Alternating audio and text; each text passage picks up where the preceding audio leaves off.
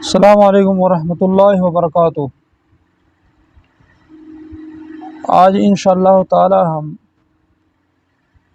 سورۃ النساء سے شروع کریں گے۔ پارہ نمبر 4 ہے۔ یہ مدنی سورت ہے، 177 آیتیں ہیں، 24 رکوعات ہیں،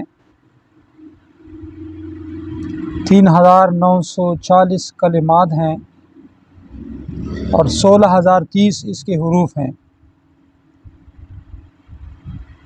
مدنی صورتوں کے بارے میں اور مکی صورتوں کے بارے میں ہم نے شروع میں بھی کہا تھا، اور اب بھی سن لیں کہ مدنی صورتیں وہ صورتیں کہلاتی ہیں جو آپ صلی اللہ علیہ وآلہ وسلم کی ہجرت مدینہ سے پہلے نازل ہوئیں۔ وہ صورتیں جہاں نازل ہوئی ہیں، خواہ مکہ میں نازل ہوئیں یا مدینہ میں نازل ہوئیں یا کہیں اور نازل ہوئیں، لیکن ہجرت کے بعد نازل ہوئیں، وہ مدنی صورتیں ہیں۔ اور جو آپ صلی اللہ علیہ وسلم کی ہجرت مدینہ سے پہلے نازل ہوئی ہیں، وہ صورتیں خواہ جہاں بھی نازل ہوئی ہیں، جس جگہ بھی نازل ہوئی ہیں، وہ کون سی صورتیں ہیں؟ وہ مکی صورتیں کہلاتی ہیں۔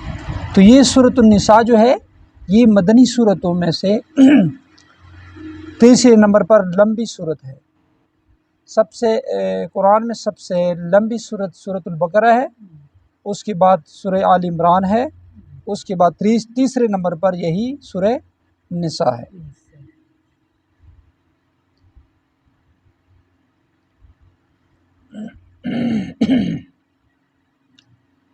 اچھا جی، اس سورت کا نام سورۃ النساء ہے۔ یہ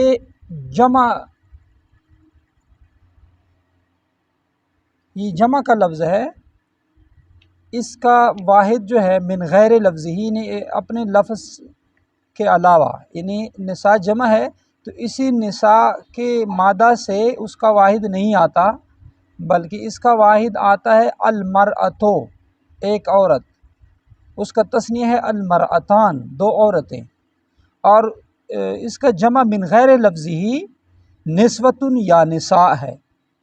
اسی طرح ایک مرد کو المرء کہتے ہیں، ایک مرد، اس کا تثنیہ ہے المرآن، لیکن اس کا جمع بھی من غیر لفظ ہی رجال آتا ہے، یعنی اپنے لفظ میں اس کا مادہ نہیں۔ جیسے نساء جمع ہے تو اس کا واحد کوئی نساء وغیرہ کوئی چیز یا نسء وغیرہ کوئی واحد نہیں ہے، بلکہ اس کا واحد من غیر لفظی، اس کے لفظ کے علاوہ دوسرے لفظ سے اس کا واحد آیا ہے المرأۃ، المرأتان ان کا تثنیہ ہے، جمع میں وہ نہیں ہے۔ جمع اس کا پھر کیا ہے؟ نسوۃ یا نساء ہے۔ اسی طرح جو مرد کے لیے لفظ استعمال ہوا ہے المرء، ایک مرد، المرآن، دو مرد، لیکن ان کا جمع بھی اسی لفظ سے المرأہ کے لفظ سے جمع نہیں آتا، بلکہ اس کا جمع من غیر لفظی، اس لفظ کے علاوہ دوسرے لفظ سے آیا ہے جو کہ رجال ہے۔ کیا ہے؟ رجال ہے۔ اچھا جی، اس صورت کے مضامین کیا ہیں؟ جیسے کہ اس صورت مبارکہ کے نام سے ظاہر جو نساء ہے، اسی نام سے ظاہر ہے، اس میں عورتوں کے متعلق بہت سے احکام ہیں۔ تاہم اس صورت میں اس کے علاوہ بھی بہت سے احکام اور حکمتیں بیان ہوئی ہیں۔ حقوق اللہ اور حقوق العباد کا ذکر گزشتہ صورت میں بھی گزر چکا ہے، آل عمران میں، اور اس صورت نساء میں بھی موجود ہے۔ چنانچہ عورتوں کے مسائل ان کے حقوق ہی کے ضمن میں آتے ہیں۔ عیسائی اور ہندو عورت کو وراثت کا حقدار نہیں مانتے، برخلاف اس کے اسلام نے عورت کو وراثت میں حصہ دیا ہے۔ چنانچہ اس سورۃ مبارکہ میں وراثت کے بہت سے احکام بیان ہوئے ہیں۔ سورہ بقرہ میں گزر چکا ہے کہ مومن مرد یا عورت کا نکاح مشرک عورت یا مرد کے ساتھ جائز نہیں۔ اب اس صورت میں ان تمام رشتوں کی تفصیل بیان ہوئی ہے جن کے ساتھ نکاح جائز نہیں۔ پھر حقوق ہی کے ضمن میں ایک مسلمان کے لیے اس کے اقرباء کے حق کو تفصیل سے بیان کیا گیا ہے۔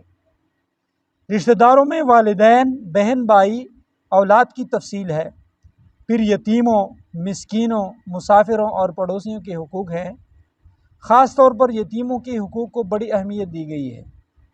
اس صورت مبارکہ میں معاشرتی احکام بھی تفصیل کے ساتھ بیان ہوئے ہیں۔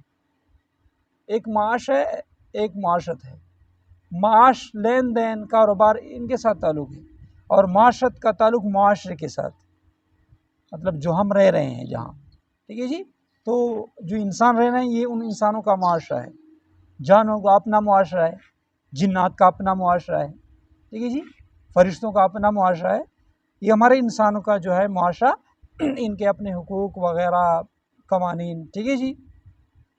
تو اس صورت مبارکہ میں معاشرتی احکام بھی تفصیل کے ساتھ بیان ہوئے ہیں، عالمی قوانین کا ذکر بھی موجود ہے۔ شاہ اللہ رحمۃ اللہ علیہ کی اصطلاح کے مطابق اس صورت میں تدبر منزل کے تمام احکام بیان ہوئے ہیں، آگے اس کی تفصیل بیان کریں گے۔ اور اجتماعی احکام میں احکام سلطانیہ یعنی حکومت اور رعیت سے تعلق رکھنے والے احکام بھی آئے ہیں۔ رعیت رعایا جو عوام ہیں، ٹھیک ہے جی۔ گویا اللہ تعالیٰ جل جلالہ نے نظام حکومت کے احکام بھی نازل فرمائے ہیں، تدبر منزل وغیرہ علاقے سے متعلق۔ اچھا جی، اجتماعی احکام کے سلسلے میں جہاد کا تذکرہ بھی ہے، اور پھر مسلمانوں کی 3 حریف، ایک حلیف ہوتا ہے، ایک حریف ہوتا ہے۔ حلیف جو آپ کے ساتھ معاہدے میں شریک ہوتا ہے، جو قدم آپ اٹھاتے ہیں وہ قدم وہی بھی اٹھاتا ہے، ٹھیک ہے، شریک معاہدہ ہوتا ہے، حلیف حلف سے ہے۔ اور ایک حریف ہے، حریف جو آپ کے مقابل متضاد ہو، دشمن بھی ہو سکتا ہے، مد مقابل، ٹھیک ہے جی، آپ کا مخالف، اس کو حریف بولتے ہیں۔ کیا بولتے ہیں؟ حریف۔ تو ظاہری بات ہے مسلمانوں کے حریف کون ہیں؟ ٹھیک ہے۔ تو اس صورت میں 3 حریف گروہوں یعنی یہود، نصارہ اور مشرکین کے ساتھ بحث و تمہیز کا ذکر بھی ہے، جو آپ نے علوم البحث والمباحثہ میں پڑھا ہے۔ امام شاہ اللہ رحمۃ اللہ کی اصول تفسیر میں نہیں، اصول تفسیر جو فوزی کبیر میں استعمال ذکر ہیں، ان میں وہ جو 5 احکام میں تفسیر ذکر کیے ہیں 5 عنوانات سے، ٹھیک ہے جی، ان میں علوم البحث والمباحثہ بھی ہے۔ بات سمجھا رہی جی؟ تو اچھا جی، منافقین کی منافقت کی تفصیلات بھی بیان کر دی گئی ہیں، اور ان سے بچاؤ کے طریقے بھی بتائے گئے ہیں۔ اس صورت میں اللہ تعالیٰ جل جلالہ نے عبادات کی تفصیلات بھی بیان فرمائی ہیں، چنانچہ مبادی عبادت سے لے کر، ان عبادت کی جو مبادی جہاں سے ابتدا ہوتی ہے عبادت کی، عبادت کے لیے سب سے پہلے آپ نے کیا کرنا ہوتا ہے، مثلا نماز ایک عبادت ہے، اس کے لیے آپ پہلے وضو بنائیں گے، ٹھیک ہے جی، ایک پاکی ہے نا، لیکن وضو سے پہلے آپ استنجا کریں گے، ٹھیک ہے جی۔ تو آگے اگر پانی نہیں ہے پھر آپ تیمم پڑھیں گے، ٹھیک ہے جی۔ کبھی کبھی ایسا کہ حدث سے اکبر ہوتا ہے، جنابت احتلام ہو چکا ہوتا ہے، ٹھیک ہے جی، بہرحال تو پھر ان سے بھی غسل جو ہے نا بندہ کرتا ہے جنابت سے، ٹھیک ہے جی، اور چھوٹی ناپاکی سے بندہ وضو بناتا ہے۔ نماز وغیرہ کے مسائل بھی بیان ہوئے ہیں۔ سورہ بقرہ میں بات کا، احکام کا، کلام کا زیادہ تر رخ جو ہے وہ تقویٰ کے حصول اور یہود کی اصلاح کی طرف تھا۔ پھر سورہ آل عمران میں اہل ایمان کے لیے ضروری مسائل بیان ہوئے ہیں، جو اس سورہ نساء سے پہلے صورت ہے، اور روئی سخن زیادہ تر نصارہ کی اصلاح کی طرف رہا، نصارہ کرسچن عیسائی۔ تاہم ضمناً یہودیوں کا تذکرہ بھی تھا، یہودی جیوز، اور اس صورت میں اور اگلی صورت مائدہ میں اہل عرب کی اصلاح کا پہلو اجاگر ہے۔ اس سے آگے صورت انعام میں مجوسیوں کی طرف اشارہ موجود ہے، اور شرک کی مختلف قباحت کا تذکرہ ہے۔ بہرحال جی یہ ضروری باتیں تھیں جو اس صورت سے متعلق تھیں، اور اس صورت سے جو آگے صورتیں ہیں اور جو اس کے بعد آنے والی ہیں ان کے ساتھ اس صورت کا تعلق کس کس لحاظ سے ہے۔ ان صورتوں کا آپس میں کنیکشن اور ربط کیا تھا، وہ تقریباً آپ کو میں نے بیان کر دیا ہے۔ آگے آ جائیں جی۔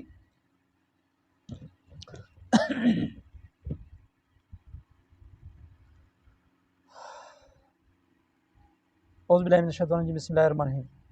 یا ایھا الناس اتقوا ربکم الذی خلقکم من نفس واحدہ وخلق منها زوجها وبث منهما رجالا کثیرا ونساء، صدق اللہ العظیم۔ یا ایھا الناس، اے انسانوں، تمام انسانوں کو خطاب ہے، اتقوا ڈرو، ربکم رب، اپنے رب سے، الذی وہ، خلقکم جس نے پیدا کیا تمہیں، من نفس واحدہ ایک نفس، ایک نفس مراد نفس آدم ہے۔ وخلقا اور پیدا کیا منہا اس سے زوجہا اس کی بیوی، وبث اور پھیلائے منہما ان دونوں سے میاں بیوی سے رجالن مرد کثیرن بہت ونساء اس طرح عورتیں، واتقوا اللہ اور ڈرو اللہ سے، الذی وہ تساءلون باہم سوال کرتے ہو، تساءلون بھی اس کے ذریعے سے اس کا واسطہ دے کر، والارحام اس طرح رشتوں کا لحاظ بھی کرو، کیا کرو؟ رشتوں کا لحاظ بھی کرو۔ ان اللہ بے شک اللہ جو ہے کھانا ہے علیکم تمہارے اوپر رقیباً، کیا ہے؟ نگہبان ہے۔ وآتو اور دے دو الیتام یتیموں کو اموالہم ان کے اموال، ولا تتبدلوا اور نہ بدل ڈالو الخبیث ناپاک کو بالطیب پاک سے، ولا تأکلوا اموالہم اور نہ کھاؤ ان کے اموال الی اموالکم اپنے مالوں سے، مطلب ملا کر، انہو بے شک یہ کام کہ آپ ان کے وہ ملاتے ہیں اپنے اس کے ساتھ یا ادھر تبدیل کرتے ہیں خبیث اور ناپاک کو پاک کے ساتھ، خوباً یہ گناہ ہے، کبیراً بہت بڑا گناہ ہے۔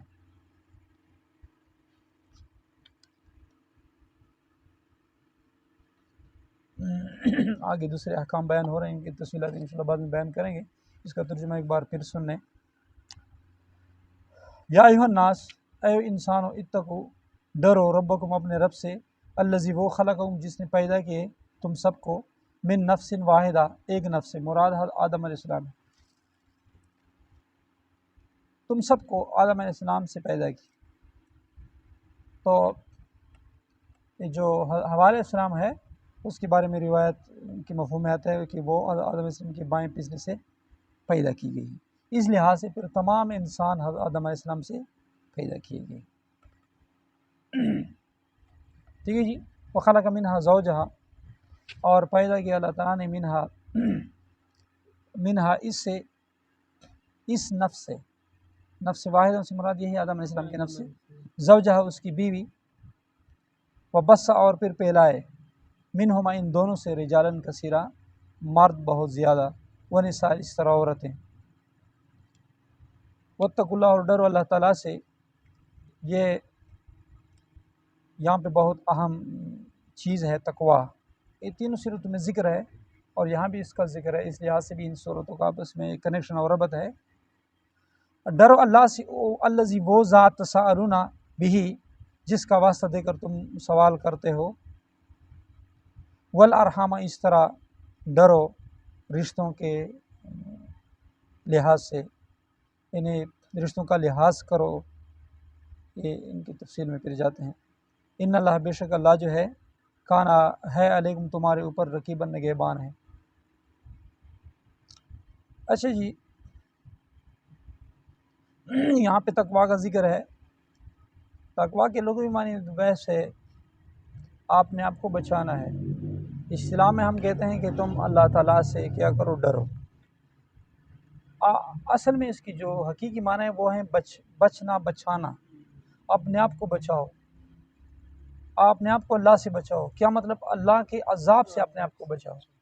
اپنے آپ کو اللہ کے عذاب سے کیسے بچاؤ گے؟ اس کے احکام کی پیروی کر کے، اس نے جو احکام بتائے ہیں، اپنے پیغمبر کا طریقہ بتایا ہے، تو اسی کو جب آپ فالو کریں گے تب جا کر آپ اللہ تعالیٰ کے عذاب سے اپنے آپ کو بچا سکتے ہیں۔ ٹھیک ہے جی۔ اب ابی بن کعب رضی اللہ عنہ اس سے پوچھا گیا کہ تقویٰ کی کیا معنی ہے، تو اس نے بتایا کہ آپ جیسے گند پانی نہیں ہوتا، کیچڑ وغیرہ ہوتا ہے، اس سے گزرتے ہوئے آپ یہ اپنے پینچ اوپر اٹھاتے ہیں، یا آپ جب کسی زمین سے گزرتے ہیں اور مطلب اس میں فصل مسئلہ ہوتی ہے تو اس میں ایک قسم کا وہ پودے نہیں ہوتے چھوٹے چھوٹے، ان کے جو کھانٹے ہوتے ہیں سفید سے، اور وہ بندے کو جو ہے نا چبھ جاتے ہیں، کپڑوں کے ساتھ لگ جاتے ہیں، ہم پشتو میں اس کو ہم وہ بیگاڑی کا لفظ استعمال کرتے ہیں، بیگاڑ، ٹھیک ہے جی۔ تو وہ چھپ جاتے ہیں، تو مطلب ان سے آپ نے آپ کو بندہ بچاتا ہے، یہ تقویٰ کے لوگ ہی مانیں۔ ٹھیک ہے جی، اصطلاح میں تقویٰ جو ہے نا یہ ہے کہ اللہ تعالیٰ نے جو احکام بھیجے ہیں ان کی نافرمانی سے، ان کو توڑنے سے اپنے آپ کو دور رکھنا، پرہیز کرنا، کیا ہے؟ تقویٰ ہے۔ اچھا جی، اس کی اپنے درجات ہیں۔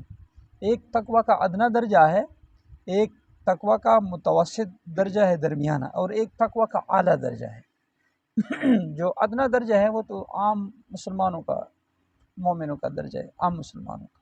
ٹھیک ہے جی، جیسے ہم آپ لوگ جو بڑے بڑے کبیرہ گناہوں سے اپنے آپ کو بچاتے ہیں، جیسے شرک ہے، کفر ہے، شراب نوشی وغیرہ، ان چیزوں سے۔ ٹھیک ہے جی، یہ تو عام مسلمانوں کا وہ ہے، عام مسلمانوں کی تقویٰ ہے۔ ایک تقویٰ وہ ہے جس میں بندہ کبیرہ گناہ تو نہیں کرتے، صغیرہ گناہوں سے بھی اپنے آپ کو بچاتا ہے، یہ تقویٰ کا درمیانہ درجہ ہے جو اولیاء کا درجہ ہے۔ جس کا ہے؟ اولیاء کا درجہ۔ اور ایک تقویٰ کا سب سے اعلیٰ درجہ ہے، ٹھیک ہے جی، اور وہ انبیاء کا درجہ ہے، جس میں کبیرہ گناہ کا تصور نہیں، کیونکہ انبیاء معصوم ہیں۔ ہمارا اہل سنت والجماعت کا عقیدہ انبیاء معصوم ہیں، اور صغیرہ گناہ جو ہے نا وہ بھی ان سے بھی محفوظ ہیں، معصوم ہیں۔ جو خلاف اولا کام ہیں، جس کو ہم مستحب مطلب کہتے ہیں، مستحب جس کے کرنے پہ ثواب ہے، نہ کرنے پہ کوئی گناہ نہیں، لیکن بعض وقت وہ کہتے ہیں نا حسنات الابرار سیئات المقربین، یعنی بعض جو وہ لوگ ہیں جن کا درجہ اور مقام بہت بلند ہوتا ہے، تو ان کے منہ سے ایک تھوڑی سی ایک نامناسب لفظ جس کا عام لوگوں سے اگر ہم سنیں تو کوئی پرواہ بھی ہم نہیں کرتے، لیکن اگر وہی بات ہم کسی عالم کے منہ سے سنیں، یار جی وہ تو ٹھیک ہے، بات مناسب نہیں تھی، لیکن جی آپ تو بڑے سمجھدار ہیں اور بڑے ماشاءاللہ تہذیب یافتہ، آپ سے تو لوگ کچھ سیکھیں گے، آپ تو لوگوں کے لیے ایک رول ماڈل ہیں، ایک نمونہ ہیں، اور آپ کے منہ سے ایسا لفظ جو ہے نا یہ مزہ نہیں جی، یہ آپ کے شان کے لائق نہیں ہے، یہ بات آپ کے شان کے لائق نہیں ہے۔ تو بعض باتیں ایسی ہیں کہ جن کو ہم خلاف اولا کہیں گے، ٹھیک ہے جی، مطلب مستحب کے مقابلے میں غیر مستحب بات کہیں، ٹھیک ہے جی، یا کسی چیز کو مباح کہیں، کھیل کود وغیرہ یہ مباح ہے، شکار کرنا یہ وغیرہ مباح ہے، بات سمجھا رہے ہیں؟ انبیاء جو ہے نا وہ یہاں تک بھی ان چیزوں سے بھی اپنے آپ کو دور رکھتے ہیں، بات سمجھا رہے؟ ہاں کبھی کبھی اگر سرزد ہو جائے تو ایسی چیز تو نہیں جس کا گناہ ہو، جیسے مستحب کے کرنے سے ثواب تو ملتا ہے، نہ کرنے سے کوئی جرم گناہ نہیں ہے، ٹھیک ہے جی، تو وہ میں بھی اگر کہیں ان سے کبھی کبھار ان کا صدور ہو جائے جو خلاف اولا چیز ہے تو کوئی مذائقہ نہیں، کوئی بات نہیں۔ باقی گناہوں کے بارے میں انبیاء گناہوں کا کسی بھی صورت میں خواہ صغیرہ کبیرہ ہے، ان کا وہ دور تک بھی ان کے ساتھ کوئی تعلق نہیں ہے انبیاء علیہ الصلوۃ والتسلیمات کے ساتھ۔ تو وہ جی تقویٰ کا جو ہے سب سے کیا ہے؟ اعلیٰ درجہ ہے۔ تو اللہ تعالیٰ جل جلالہ سے دعا ہے کہ وہ ہمیں تقویٰ والی زندگی نصیب فرمائیں۔ آج جو کچھ کہا سنا اس پر اللہ تعالیٰ عمل کی توفیق نصیب فرمائیں۔ وآخر دعوانا ان الحمد للہ رب العالمین۔